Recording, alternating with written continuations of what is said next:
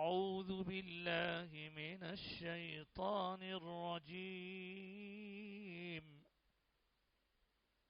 بسم الله الرحمن الرحيم.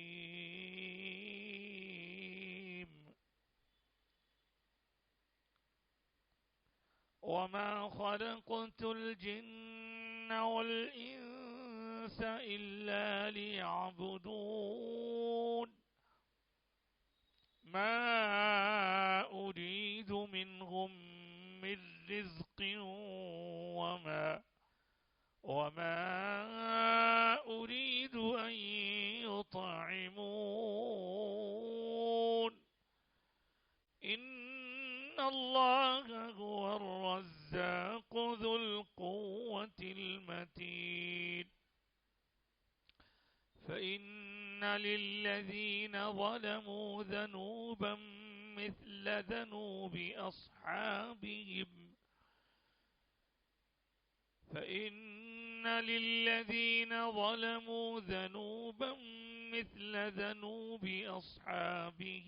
فلا يستعجلون. فإن للذين ظلموا ذنوبا مثل ذنوب أصحابهم فلا يستعجلون. فويل للذين كفروا من يومهم الذي يوعدون.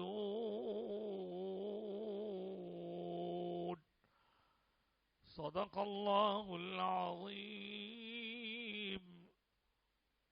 وصدق رسوله النبي الأمين الكريم ونحن على ذلك لمن الشاهدين والشاكرين.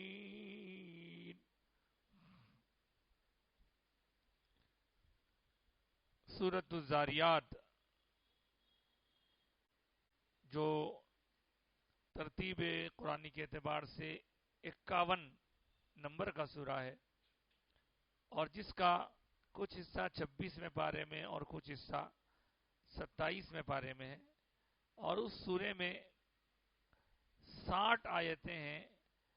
ہم نے ابھی اس سورے کی آخری 5 آیتوں کو پڑھنے کی سعادت حاصل کی اور آپ نے سننے کی سعادت حاصل کی. ایک بار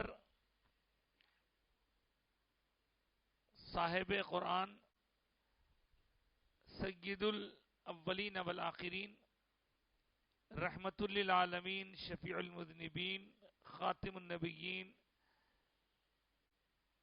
سید المرسلین حضور احمد مجتبی محمد مصطفیٰ صلی اللہ علیہ وآلہ وسلم کی بارگاہ اقدس میں بآواز بلند درود و سلام کا نذرانہ پیش فرما لیں. اللہم صلی علی سیدنا و مولانا محمد وعلی آل سیدنا و مولانا محمد وبارک وسلم.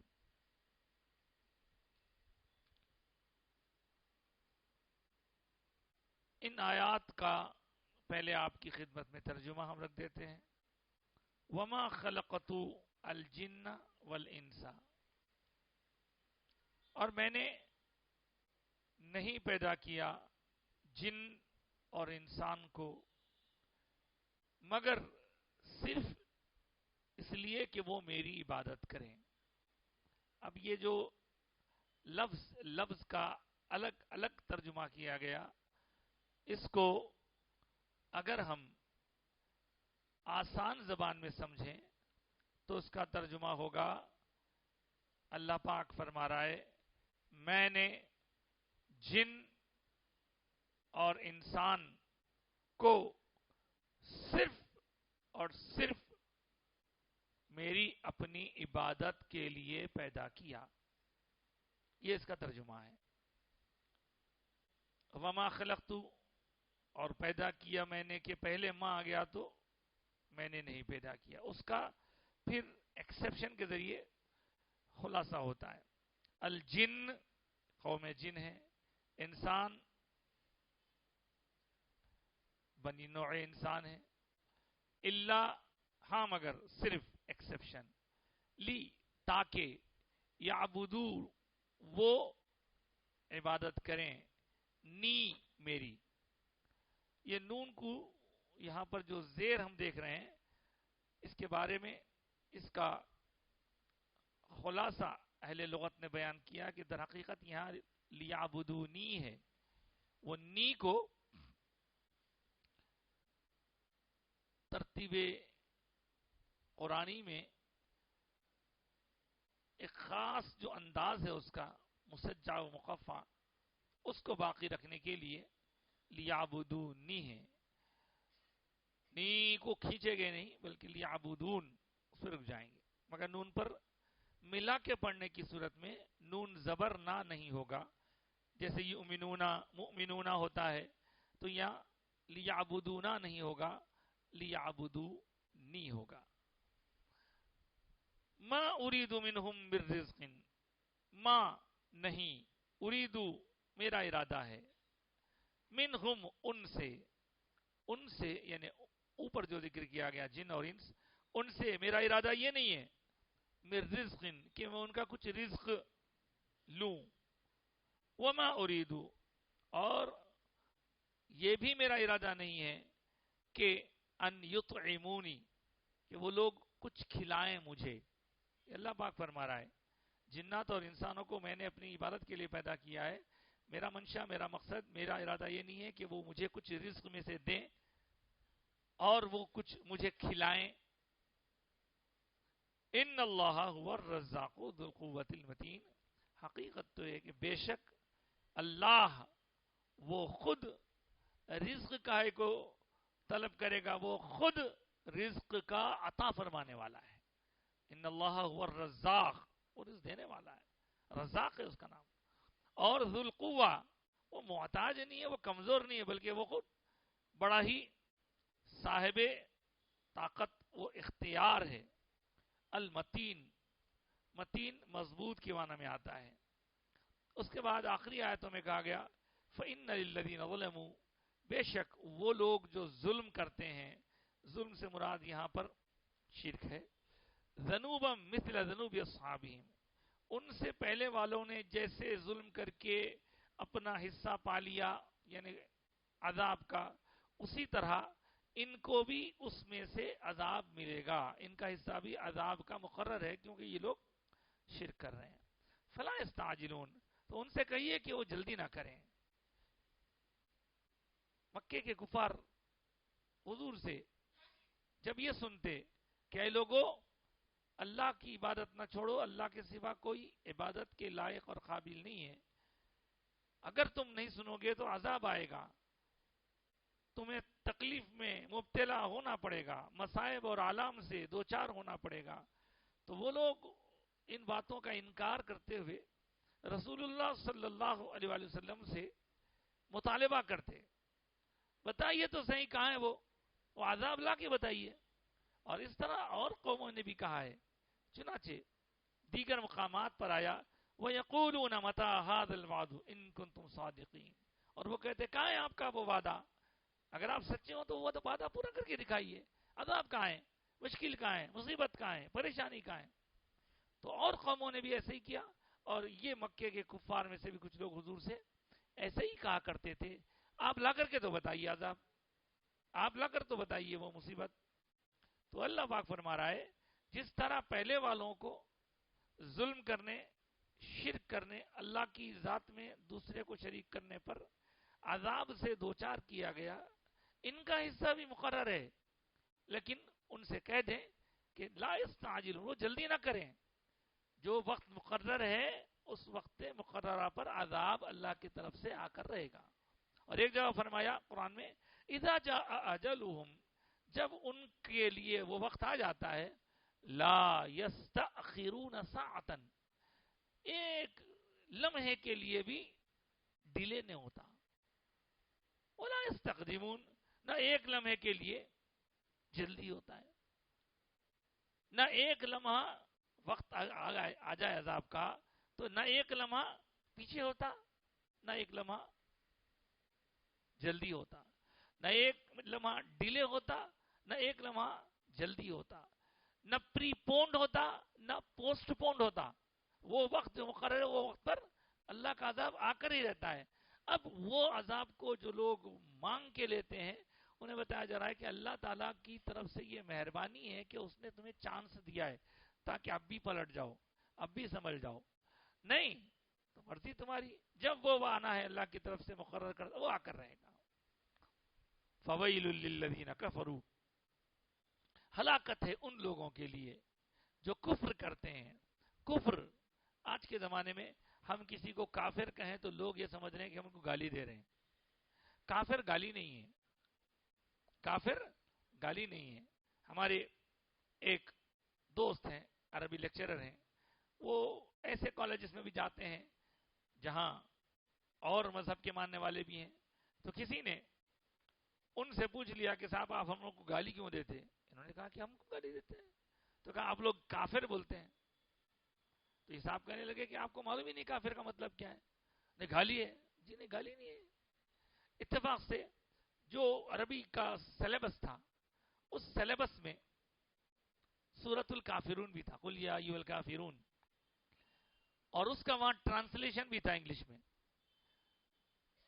تو ان صاحب کو جو غیر مذہب کے تھے بتلانے کا ان کو اچھا موقع ہوگا. دیکھو بھائی یہ جو بورڈ آف انٹرمیڈیٹ سے چھپی ہوئی کتاب ہے، اس کتاب میں کافر کا میننگ کیا لکھا ہوا ہے دیکھو آپ. تو کافر کا میننگ ہے انکار کرنے والا. کافر کا میننگ ہے نہیں ماننے والا. کافر کا میننگ ہے ڈینائی کرنے والا. ڈس بلیور بولتے ہیں اس کو. کافر کا اصل ترجمہ ڈس بلیور. مومن اس کا الٹا ہے، مومن بلیور، مومن ماننے والا، کافر نہیں ماننے والا. تو اس کے اندر آپ کو کافر کہہ کر ہم گالی نہیں دے رہے ہیں صاحب. ہمارے تھاٹس کو ہم مانتے ہیں اللہ ایک ہے، اللہ کے رسول سب سے آخری ہمارے آقا ہیں، اس کے بعد کوئی اور نبی نہیں ہے. یہ جو ہمارے عقیدے ہیں، یہ جو ہمارے تھاٹس ہیں، اس پر ہم یقین رکھتے ہیں، اس لیے وی آر بلیور. اور آپ نہیں مانتے اس لیے آپ ڈس بلیور، اس لیے آپ کافر. تو انکار کرنے والے کو اگر آپ چاہتے ہیں کہ آپ کو کوئی کافر نہ کہے تو پھر آپ ماننے والے بن جائیے، بات ختم. مگر کافر کہنا یہ گالی نہیں ہے. بہرحال تو اللہ پاک فرمانے ہلاکت ہے ان لوگوں کے لیے جو کفر کیے.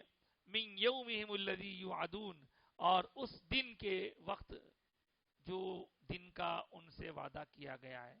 ایک دن آنے والا ہے قیامت کا، ایک دن آنے والا ہے ان کے عذاب کا، تو ان کا عذاب ان کو آ کر رہے گا اگر وہ نہیں مانیں گے. لیکن اگر اس سے پہلے یہ مان جائیں اور اپنے آپ کو سدھار لیں، سیدھے راستے پر لا لیں، تو اللہ کی شان بہت بڑی ہے، اللہ کی رحمت وسیع ہے. اس نے جو مہلت دے رکھی ہے اس لیے تاکہ تم سدھر جاؤ. سدھر گئے تو فائدہ ہے. اللہ تعالیٰ کو بندگان خدا کے عذاب دینے سے کچھ خوشی نہیں ہوتی. اللہ بندوں کو جو عذاب دیتا ہے، عذاب دے کر خوش نہیں ہوتا اللہ تعالیٰ. اللہ تو یہ چاہتا ہے کہ بندے عذاب سے بچ جائیں، اعمال خیر کریں، وہ اچھے کام کریں. اللہ کا تو منشا یہ ہے، اور کوئی نہ کوئی بہانے سے اس کو معاف کرنا چاہتا ہے. لیکن بندہ اڑا ہوا ہے، اڑیل، نہیں میں یہ نہیں کروں گا، میں وہ نہیں کروں گا. بابا آپ کے نہیں کرنے سے یا آپ کے کچھ غلط کام کرنے سے اللہ کا کچھ بھی نقصان نہیں ہوتا. اور اگر آپ اچھا کام کر رہے ہیں تو اس سے آپ اللہ کا کوئی مقام بڑا نہیں کر رہے ہیں، اللہ کی شان اونچی نہیں کر رہے ہیں. اللہ کا جو مقام ہے، جو مرتبہ ہے، جو شان ہے، وہ تو آپ کے نہیں ہونے پر بھی ہے. آپ ہوں تو بھی اللہ بڑا ہے، آپ نہ ہوں تو بھی اللہ بڑا ہے. آپ عبادت کریں تو بھی اللہ کی شان بڑی ہے، آپ عبادت نہ کریں تو بھی اللہ کی شان بڑی ہے. آپ کی عبادت سے وہ مقام بڑھنے والا نہیں ہے، آپ کے نہیں کرنے سے کوئی نقصان ہونے والا نہیں ہے، لیکن سراسر نقصان ہمارا ہونے والا ہے.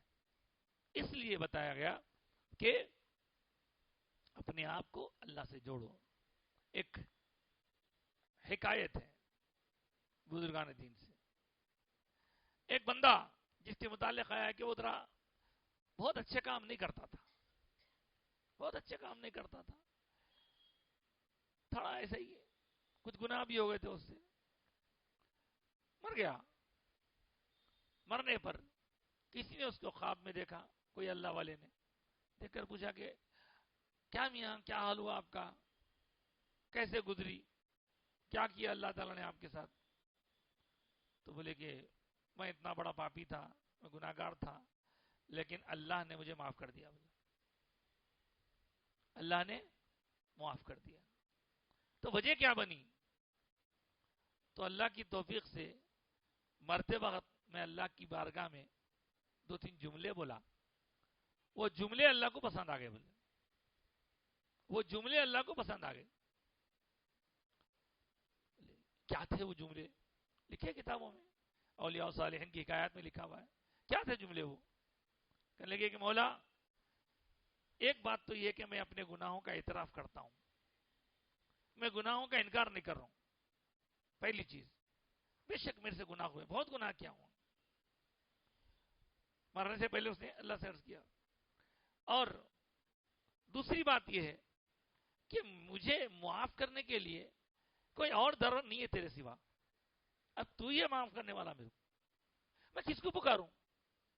اب میرا حال یہ ہے کہ میں آخری لمحات میں ہوں، گناہوں کا اعتراف کر رہا ہوں، ہو گئے گناہ میرے سے، مگر میں اب تیرے سے دعا کر رہا ہوں، تیرے سوا کوئی اور نہیں ہے مجھے معاف کرنے والا۔ دوسری چیز یہ تھی۔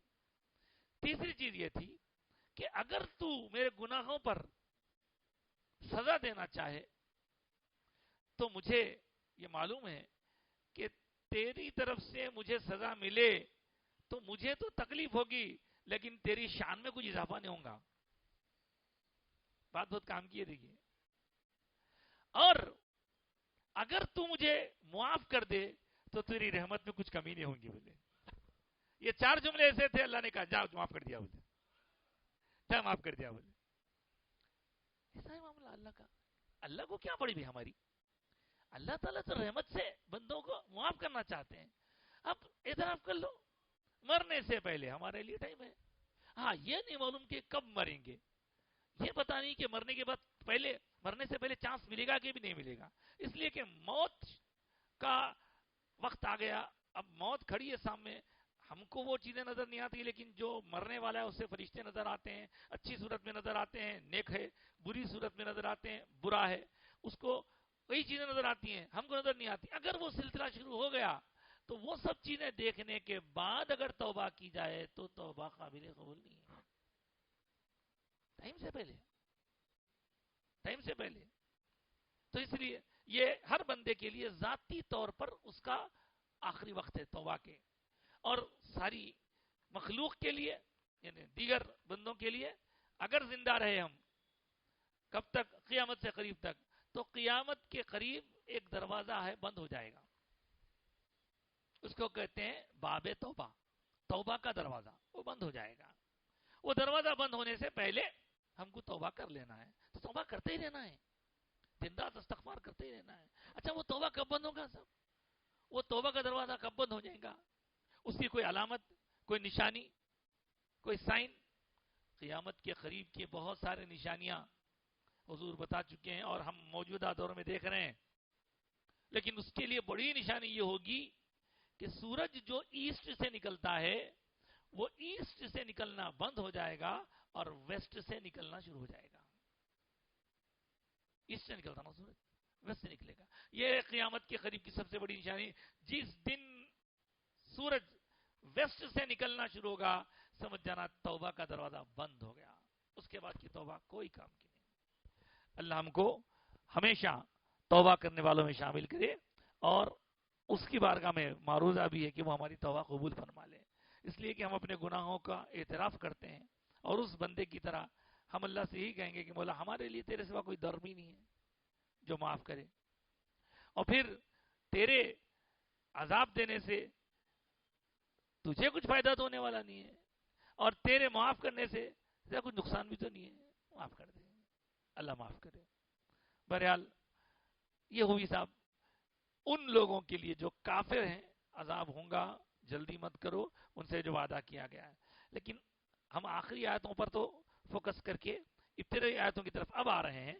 ابتدائی آیتوں میں آپ دیکھیے وہ کافروں کا ذکر تو ہو گیا، اب دیکھیے 3 آیتوں میں 3 باتیں جو کہی گئی بہت اہم ہیں، میں نے جنات اور انسان کو میری عبادت کے لیے پیدا کیا. ایک، میں ان سے کوئی رزق نہیں مانگ رہا ہوں اور نہ یہ کہ وہ مجھے کچھ کھلائیں. یہ کیا ہے؟ ہم جس معاشرے میں رہتے ہیں، جس ماحول میں رہتے ہیں، ہم اس ماحول میں دیکھا کرتے ہیں کہ لوگ اپنے معبودوں کے لیے،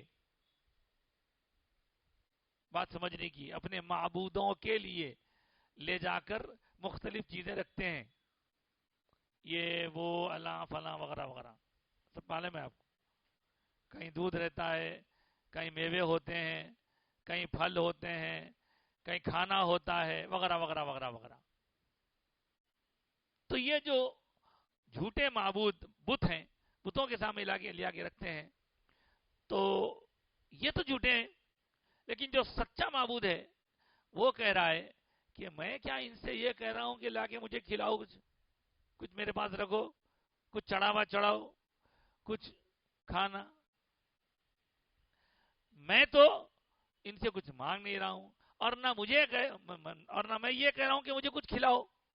ان لوگوں کا حال انتہائی برا ہے جو ایسی باتوں پر یقین رکھتے ہیں. بھئی جو چیز اپنے ہاتھوں سے بنی ہے وہ خدا کیسے ہو سکتی ہے؟ ہاں، خدا وحدہ لا شریک ہے. اب وہ اگر اس پہ غور کریں تو حضرت ابراہیم کے واقعات ذہن میں آئیں گے پورے. اور یہ جو رکھا گیا اس کے بارے میں اللہ نے ارشاد فرمایا ایک مقام پہ، یا ایھا الناس، اے لوگو، ضرب مثل، تم کو ایک مثال دی جاتی ہے، تمہارے لیے ایک مثال پیش کی جاتی ہے، تم بغور اس کو سنو. کیا مثال ہے؟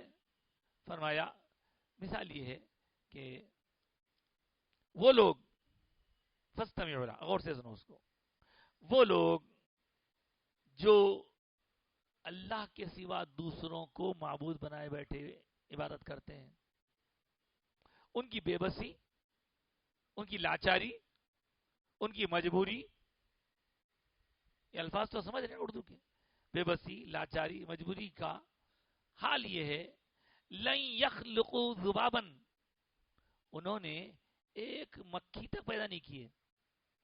ایک مکھی، کائنات تو بہت بڑی بات، جانور، جن، انسان تو بہت بڑی، ایک مکھی تک پیدا نہیں کی وہ لوگ ذبابا، اور نہ کر سکتے ہیں. وَلَوِ اجْتَمَعُوا لَهُ، اور اگر وہ پورے کے پورے جتنے بھی کتنے کروڑ بولتے ہیں نا، کتنے ہزار، کتنے کروڑ، ان سب مل کے بھی ایک مکھی کو کریٹ نہیں کر سکتے وہ لوگ. یہ بات ان کے لیے کہی جا رہی ہے جو جن کی معبود کے طور پر پہچان تو ہے، لیکن وہ معبودان باطلہ کہلاتے ہیں، معبودان باطلہ. اور اللہ تعالیٰ معبود حقیقی ہے. معبود مطلب جس کی عبادت کی جائے. آگے فرما رہے ہیں مکھی کا پیدا کرنا تو بہت دور کی بات ہے. وَإِن يَسْلُبْهُمُ الذُّبَابُ، اگر کوئی مکھی ان کے پاس سے کوئی چیز لے لے، شیئن لا یستنقذوہ من، تو وہ لوگ اس مکھی کے پاس سے، وہاں سے لے کے جانے والی چیزوں کو واپس لے نہیں سکتے. اتنا بھی دم نہیں ہے. بنانا تو بہت دور کی بات، کوئی وہاں سے مثال کے طور پر کوئی مکھی ہے، کوئی مچھر ہے، کوئی چوہا ہے، یا کوئی بکری ہے، جا کے وہاں سے کچھ کھا رہی ہے، جا کے لے لینی وہاں سے، تو اس کو واپس اس سے لے لینے یا وہ لینے سے روکنے کی تک ان کے اندر صلاحیت نہیں ہے. اتنے بے بس ہیں، اتنے مجبور ہیں. لیکن یہ بات بھی یاد رہے کہ یہ آیت ان کے لیے آئی ہے جو اللہ کے سوا دوسروں کو اپنا معبود بنا لیے ہیں. اس طرح کی آیتیں لے کر کبھی کبھی اہل ایمان کو خبروں کے اوپر پھول چڑھانے کرنے کو بنیاد بنا کر تانا مارا جاتا ہے کہ دیکھو یہ آیت بتا رہی ہے، تو یہ خبروں کے واسطے نہیں ہے، یہ بتوں کے واسطے ہے. اور خبروں کے لیے کوئی بھی خبر پہ جانے والا یہ نہیں سمجھتا کہ معاذ اللہ یہ خدا ہیں، اللہ کے نیک بندے ہیں، ان کا قبر شریف ہے، ان کی قبر کی موجودگی یہ بتا رہی ہے کہ انہوں ایک انسان تھے، خدا نہیں تھے، انسان سے زندگی گزار کے اب قبر میں گئے ہیں. ہاں عام انسان نہیں تھے، اللہ کے پیارے انسان تھے. اللہ کے رحمتیں ان کے قبر پر نازل ہوتی رہتی ہیں، اس لیے وہاں دعا کرنے سے ہماری دعائیں قبول ہوتی ہیں. تو ان کا سوچنا الگ ہے، ہمارا سوچنا الگ ہے. تو اس آیت کو لا کے اس پہ فٹ کر کے بھی کبھی کبھی لوگ بتاتے ہیں، ارے تم کیا قبروں پہ جاتے ہیں، وہاں پہ مکی بیٹی تو ہکال نہیں سکتے. ہم کب ان سے متعلق ایسا سوچ رہے ہیں؟ خدا سمجھ رہے ہیں ان کو. کوئی بھی جاہل سے جاہل انسان بھی اولیاء اللہ کو یا ان کی قبروں پہ جا کے خدا نہیں سمجھتا. اللہ کے بندے ہیں وہ لوگ، بندوں میں اللہ تعالیٰ کے نیک بندے ہیں. اللہ نے کسی کو پاور عطا فرمایا ہے روحانی طور پر، یہ ایک الگ ٹاپک ہے. بہرحال آگے سنیے، میں تو ان سے کچھ نہیں لیتا، کچھ رزق نہیں مانگ رہا ہوں، نہ یہ کہہ رہا ہوں کہ مجھے کچھ کھلاؤ. الٹا میں خود رزاق ہوں. ان اللہ هو الرزاق. رزاق رزق، دیکھیے صاحب پہلی بات تو یہ کہ رزق را زا قاف، رزق یہ رزق ہے، اس کو ہماری عام زبان میں بگاڑ کے رزق بولتے ہیں. جیسے مثال کے طور پر کوئی بچہ کھانا کھاتے کھاتے اپنے دانے گرا رہا ہے، یا روٹی ہے کمسن ہے ادب نہیں کر رہا ہے، تو ماں یا باپ یا گھر کے بڑے بولتے ہیں ارے ادب کرو بیٹے، رزق ہے وہ، رزق روٹی ہے، رزق ہے وہ، ایسا کھانے کو نہیں پھینکتے بیٹے، رزق ہے وہ. رزق نہیں، رزق، رزق یہ صحیح ہے. ہماری زبان میں چلتا سب، اور ایسی بہت ساری چیزیں ہیں کہ جو ہماری زبان میں بولتے ہیں، لیکن صحیح اس کا تلفظ یہ ہے. اب رزق بولتے کس کو، رزق کہتے کس کو؟ رزق ہم یہ سمجھتے ہیں کہ رزق کا تعلق صرف کھانے سے، کھانا، دانا، روٹی، چاول، دالیں، یہی رزق نہیں ہے، یہ بھی رزق ہے. مطلب یہی رزق نہیں ہے، یہ بھی رزق ہے. کا کہنا یہ کہ یہ رزق میں کاؤنٹ ہوتا ہے، صرف یہی رزق نہیں ہے. نماز، مثال نماز عبادت ہے، صرف نماز ہی عبادت نہیں ہے، نماز عبادتوں میں کاؤنٹ ہوتی ہے. روزہ بھی عبادت ہے، زکوٰۃ بھی عبادت ہے، حج بھی عبادت ہے.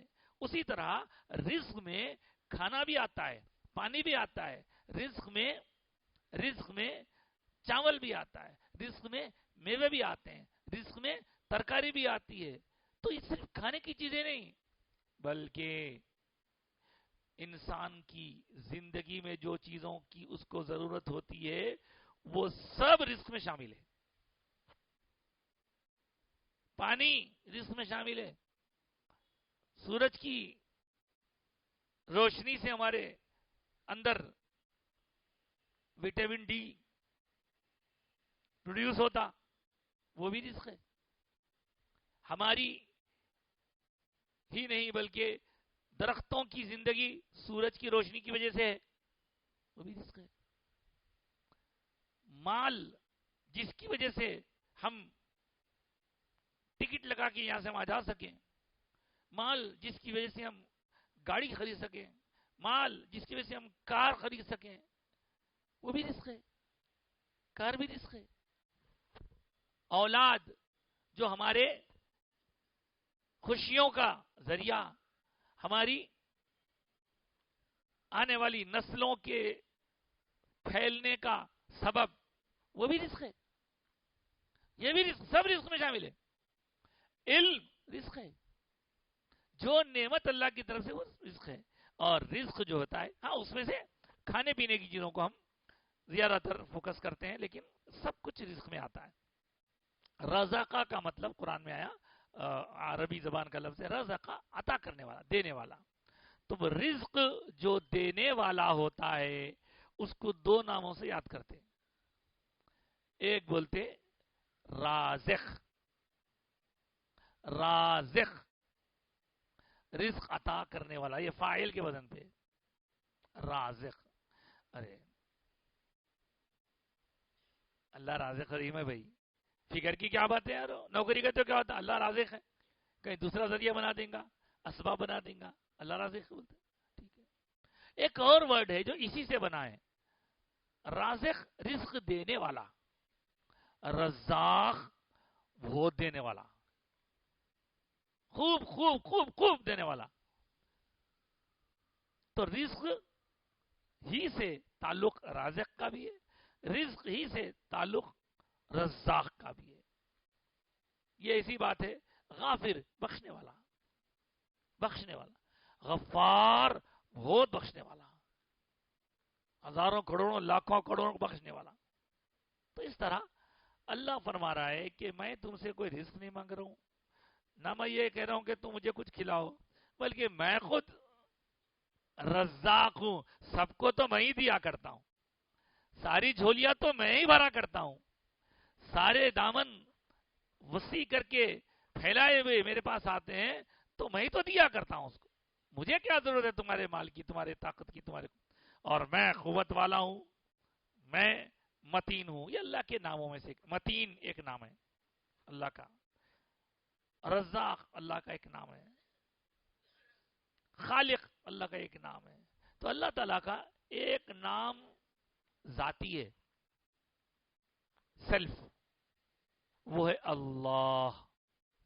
اللہ یہ اللہ کا ذاتی نام ہے، یہ کسی کو نہیں رکھ سکتے آپ. اس کے علاوہ اللہ تعالیٰ کے بہت سارے صفاتی نام ہیں. آپ کہیں گے ذاتی بولے تو اون، پرسنل. صفاتی بولے تو، صفاتی کا مطلب ہے اللہ تعالیٰ کی الگ الگ شانیں ہیں، ان الگ الگ شانوں کے حساب سے اللہ تعالیٰ کے الگ الگ نام ہیں. صفت کوالٹی کو بولتے، صفت ایڈجیکٹو کو بولتے. جیسے کسی کے بارے میں بول رہے ہیں کہ بھئی نو بڑے سخی ہیں، خوب دینے والے ہیں، بڑے طاقتور ہیں، ان کی ایک صفت ہے، نام الگ ہے ان کا، ان کی ایک صفت ہے. بڑے گورے ہیں، بڑے خوبصورت ہیں، بڑے اونچے ہیں، کوئی چیز کی تعریف کر رہے ہیں، بھئی نئی ہے، اچھی ہے، بھلی ہے، مضبوط ہے، یہ سب اس کے صفات ہیں. تو اللہ تبارک و تعالیٰ کے پرسنل نام اللہ کے علاوہ بہت سارے نام ہیں جن کو صفاتی نام کہتے ہیں، اور ان میں 99 نام مشہور ہیں. 99 کے علاوہ بھی بہت سارے نام قرآن میں ذکر کیے گئے ہیں. ایک حدیث مبارکہ میں حضور اقدس صلی اللہ علیہ وآلہ وسلم نے ایک ساتھ 99 کا تذکرہ فرمایا. اس لیے وہ 99 نام والے حدیث پاک کی وجہ سے اللہ کے بارے میں 99 نام کہتے ہیں. 99 ہی نہیں ہے، 99 کے علاوہ بھی ہیں بہت سے. اور زیادہ ناموں کا ہونا شان اور اونچائی، بلندی، بڑائی، کبریائی، مجد، بزرگی کی علامت ہے. جس کے جتنے زیادہ نام ہوں گے اتنے ہی زیادہ اس کی عظمت ہوگی. تب اللہ کے ناموں میں آپ دیکھیں اکبر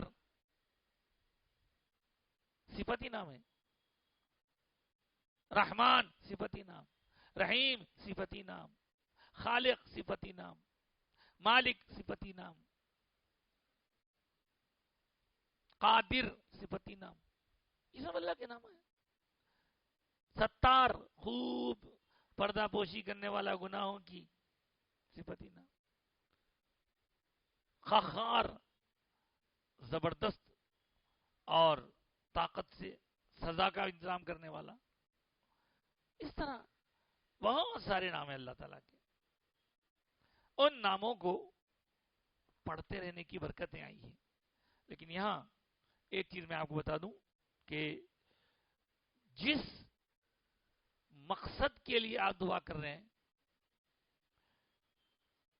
اسی کی مناسبت سے اللہ والے اللہ کے ناموں کو پکارنے کی بات کرتے ہیں، سکھاتے ہیں. ایک صاحب آئے آ کے بولے حضرت شادی ہو کے اتنے سال ہو گئے، بچے نہیں ہو رہے ہیں، کیا کرنا؟ جاؤ باؤ اللہ کا نام پڑھو، یا اللہ یا خالق یا مصور. اے اللہ، اے تخلیق کرنے والے، اے تصویر بنانے والے، ماؤں کے پیٹوں میں تصویر بنانے والے. ایک صاحب آ کے بولے حضرت حالت بہت بری ہے، بیمار ہو گیا ہوں، مرض ٹھیک نہیں ہو رہا، یا اللہ یا شافی. شفیع اللہ کا نام. حضرت حالات خراب ہو گئے, وہ رزق کا مسئلہ جدھر سے دیکھو بند ہو جا رہے ہیں, کیا کروں؟ توبہ, یا اللہ یا رزاق یا وہاب پڑھو. دیکھ رہے ہیں جیسا مقصد ویسی صفت کے ذریعے اللہ تک پہنچنا ہے. بہت ہر نام کے الگ الگ خصوصیات بتائے گئے ہیں. تو اسماء الحسنی. اب رزق کی بات آئے تو بندے کے لیے رزق کتنا ضروری ہے. اب ہم آج کی پہلی آیت پر توجہ دیتے ہیں کہ اسی سے پھر رزق کا تعلق جڑا ہوا ہے. اللہ نے فرمایا میں نے جن اور انسان کو محض میری عبادت کے لیے پیدا کیا. تو اس کا ترجمہ سن کر تفصیل نہ جانتے ہوئے کسی کے ذہن میں یہ سوال ابھر سکتا ہے. گزشتہ بھی میں نے یہ سوال کیا تھا اور کہا تھا کہ سوال کا جواب اب دیں گے. اب آیا اس کا وقت. بھائی اگر میں عبادت ہی کرتا رہ جاؤں تو پھر کیسے؟ عبادت کرتے رہ جاؤں گا تو پھر کمائے گا کون؟ پھر کاروبار حیات چلے گا کیسے؟ شادی, بچے, کھانا پینا سب کچھ تو ہے. تو ہم نے اس کا مطلب واضح طور پر اگر سمجھ لیا تو یہ راز ہمارے سمجھ میں آ جائیں گا. ہم نے ابھی جیسے میں نے عرض کیا کہ کھانا رزق میں کاؤنٹ ہوتا ہے, اسی طرح ہم یہ سمجھتے ہیں کہ عبادت کا مطلب نماز, عبادت کا مطلب روزہ, عبادت کا مطلب حج, عبادت کا مطلب عمرہ طواف. تو یہاں یہ سمجھنا ضروری ہے کہ عبادت میں یہ سب کچھ کاؤنٹ تو ہوتے ہیں, نماز, روزہ, زکوٰۃ, حج, لیکن یہ چار چیزوں کو ہی عبادت نہیں بولتے. اب عبادت کا مطلب کیا ہے؟ عبادت کا مطلب یہ ہے کہ کسی کو پوجا جائے. پوجا ہمارے پاس کہاں سے ہوگی صاحب؟ بھائی ہندی ورڈ ہے پوجنا. پوجنا یعنی عبادت کرنا. پوجنا ہندی, عبادت کرنا اردو, ورشپ انگلش ورڈ, بھکتی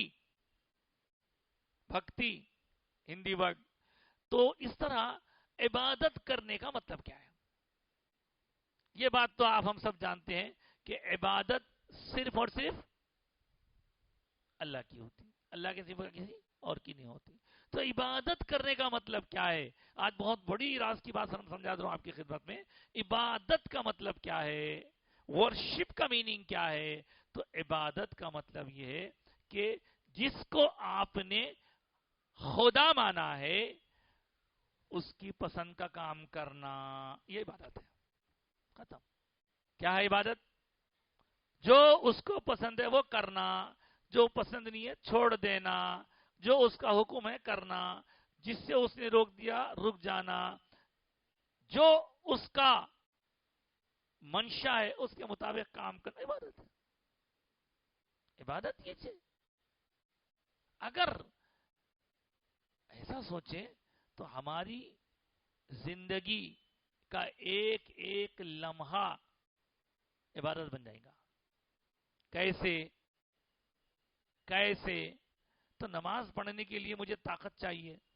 وہ طاقت حاصل کرنے کے لیے میرے جسم کو وقفے سے کھانا دینا ضروری ہے, پانی پلانا ضروری ہے. تو کھانا پانی آسمان سے یا زمین سے نکلنے والا تو نہیں ہے, اس کے لیے مجھے محنت کرنا پڑے گا. وہ محنت کرنے کے لیے مجھے کمانا پڑے گا. وہ کمانے کے لیے مجھے یا تو جاب کرنا پڑے گا یا کہیں جو ہے مجھے تجارت کرنا پڑے گا. یہ ایک طریقہ ہو گیا. دوسرے, جب میں اپنے جسم کو میں محسوس کرتا ہوں کہ وہ کبھی بیمار ہو جاتا ہے تو بیماریوں سے بچانے کے لیے مجھے پانی سے بچنا پڑے گا, مجھے دھوپ سے بچنا پڑے گا, مجھے سونا پڑے گا. سارے کام کمانا. اس کے بعد پھر میری خواہشات بھی ہیں. ان خواہشات کو پورا کرنے کا جو ذریعہ اللہ نے رکھا ہے یا جس کے ذریعے سے اولاد کا سلسلہ چلتا ہے, ونش چلتا ہے, وہ بھی ایک, اس کا بھی انتظام کرنا پڑے گا. یہ سب کرنا ہے. ارے صاحب یہ سب کر لیتے بیٹا تو میں عبادت کہاں سے ہوگی؟ حضرت یہ سارے کام جو آپ بیکار سمجھ رہے ہیں، خالی ایک چھوٹی سی بات ایسی ہے، وہ آپ فالو کر لیے تو یہ سارے کام آپ کے عبادت بن جائیں گے۔ آپ کا کھانا کھانا بھی عبادت، آپ کا کمانے جانا عبادت، دکان کھولنا عبادت، دکان بند کرنا عبادت، صبح سویرے اٹھ کے کاروبار کے لیے جانا عبادت، بیوی سے بات کرنا عبادت، سب عبادت۔ ہاں، تو عبادت ہے کیا؟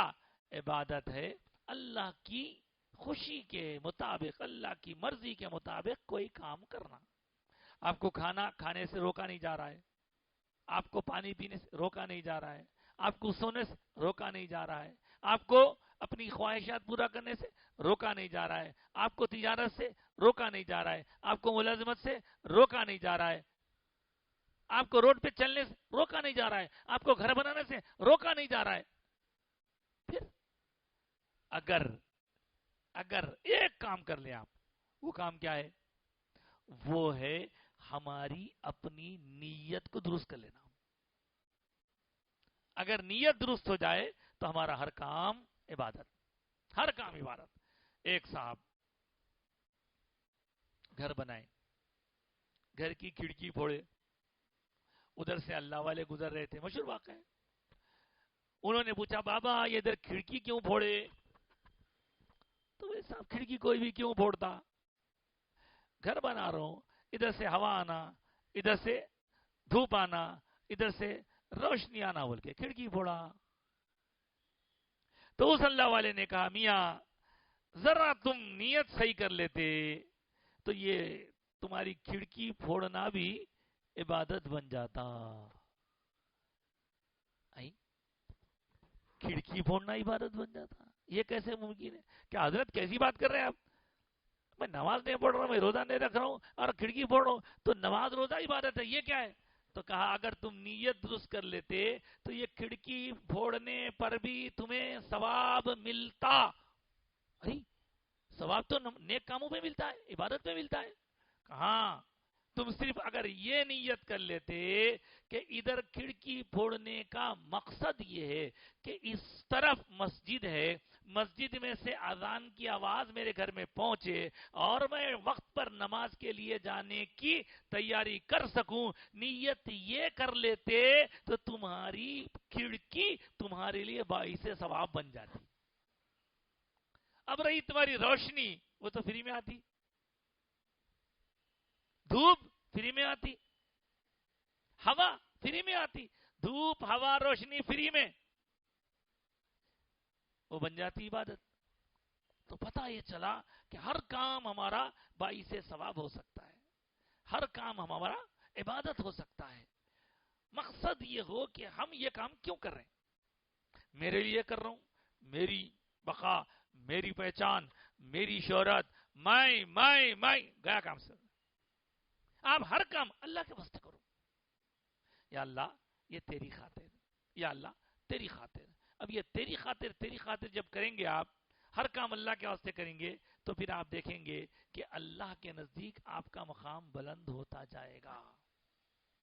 اس ٹاپک پہ اور بہت کچھ کہا جا سکتا ہے، لیکن ایک چھوٹی سی بات آخر میں کہہ دوں، وَمَا خَلَقْتُ الْجِنَّ وَالْإِنسَ إِلَّا لِيَعْبُدُونَ۔ جب ہماری عبادتوں کا اللہ سے تعلق ہو تو اللہ کا کوئی فائدہ نہیں ہو رہا، جب ہماری عبادتوں سے اللہ کا کوئی فائدہ نہیں ہو رہا تو پھر اللہ کیوں پیدا کرا ہمارے، کیوں کرا پیدا؟ اس کے بندے ہمیں، اگر ہم نہیں پیدا ہوتے تو کیا نقصان تھا اس کا؟ اگر ہم پیدا ہوئے تو کیا فائدہ ہو رہا اس کا؟ بہت اہم سوال ہے، بہت اہم سوال ہے۔ اس کا جواب یہ ہے کہ اللہ کی ہر کام میں حکمت ہوتی ہے۔ وہ کیا حکمت ہے؟ وہ کیا حکمت ہے اور اس حکمت سے اللہ تعالی ہمیں کیا سرفراز کرنا چاہتا ہے، انشاءاللہ اس پر ہم ڈسکس کریں گے آنے والے اتوار کو۔